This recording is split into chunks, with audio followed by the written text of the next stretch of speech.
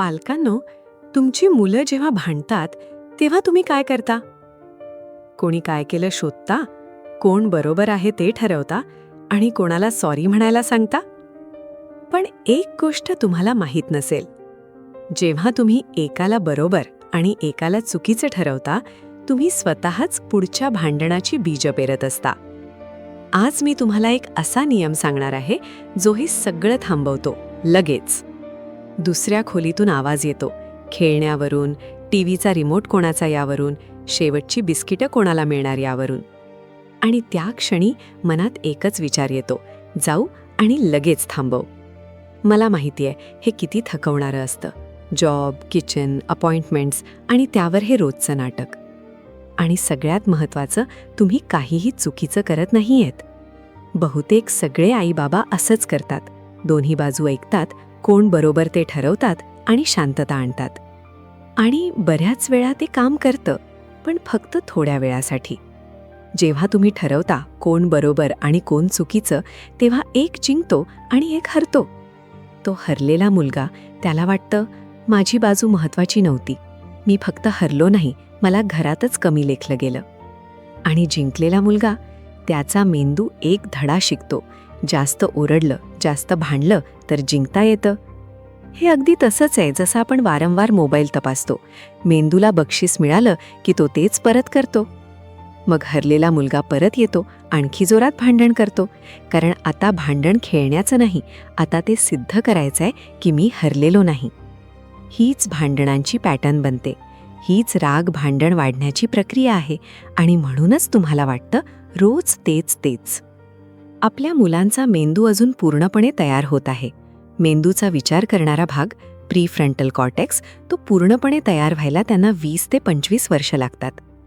Amygdala, त्यांचा मेंदूचा तो भाग जो मेंदूत भीतीचं केंद्र चालवत असतो, तो एकच प्रश्न विचारतो, मी सुरक्षित आहे का? मला घरात स्थान आहे का? तुम्हाला वाटतं ते खेळण्यासाठी भांडतायत, पण ते मुलं खरं तर घरातला माझा दर्जा टिकवण्यासाठी भांडतायत. हे असं का? कारण हजारो वर्षांपूर्वी मानवी समूहात वरचं स्थान म्हणजे अन्न, सुरक्षितता आणि जगणं.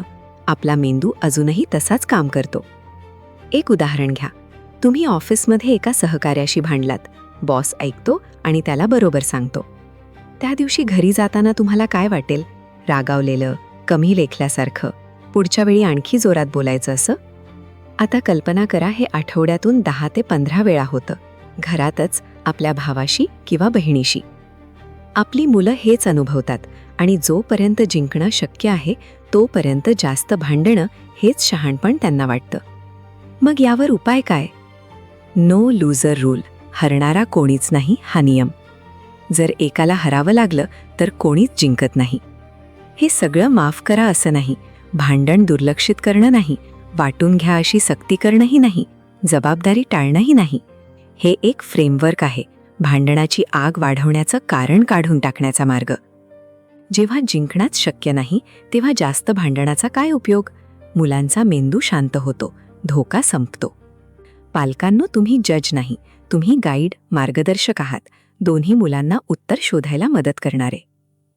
आणि मुलांना कळतं, भांडलो तरी आईचं बाबांचं प्रेम जात नाही, घरातली माझी जागा जात नाही, मी हरलेलो नाही. स्टेप 1. Pause the conflict. जेव्हाही तुम्ही भांडण ऐकाल, शांतपणे आत जा, रागात नाही, कोण काय केलं ते समजायला नाही.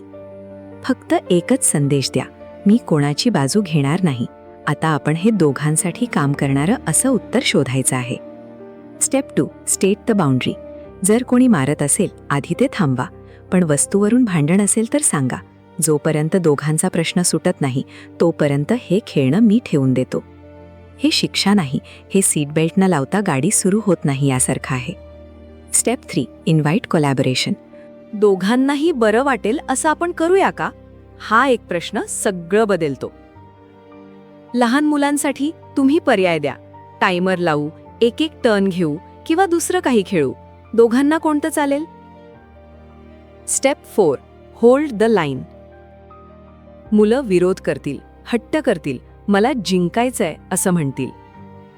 आणि तुमच्या मनात येईल, सोडा, एकाला बरोबर म्हणा आणि संपवा.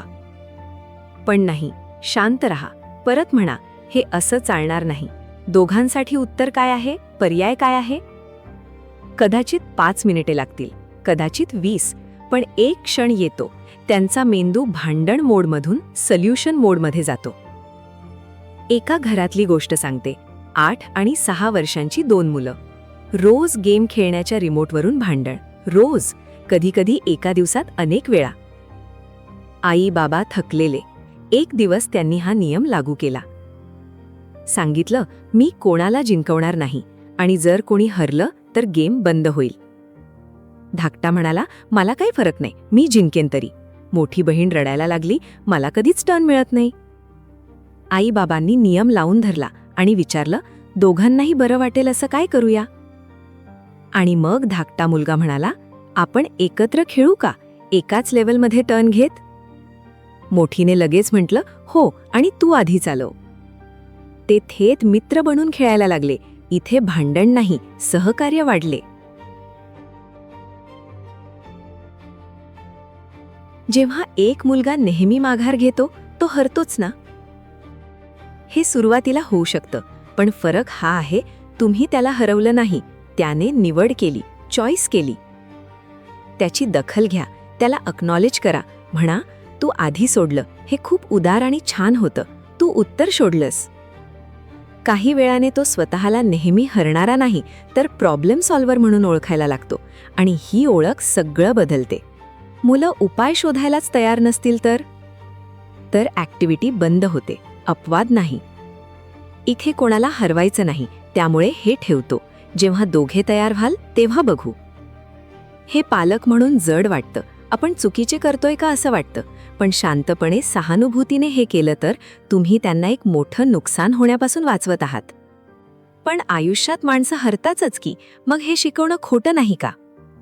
हो, आयुष्यात हार असते, पण आत्ता आपण वेगळं शिकवतोय. आपण शिकवतोय भांडण नुकसान न करता सोडवता येतात, प्रश्न दोघांसाठी सोडवता येतो.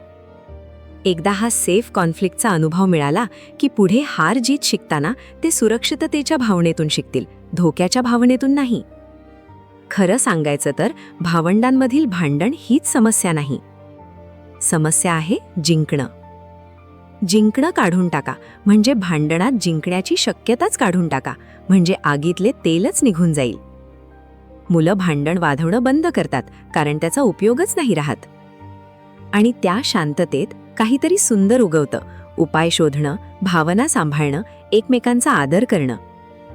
नो लूजर रूल फक्त भांडणं थांबवत नाही, ते मुलांना आयुष्यभरासाठी शिकवतं. कारण खऱ्या आयुष्यात जे यशस्वी होतात ते प्रत्येक वाद जिंकत नाहीत, ते नातं टिकवत प्रश्न सोडवतात. पालक म्हणून तुम्ही हे करू शकता, आणि तुम्ही यापेक्षा जास्त जवळ आहात, विचार करता त्यापेक्षाही.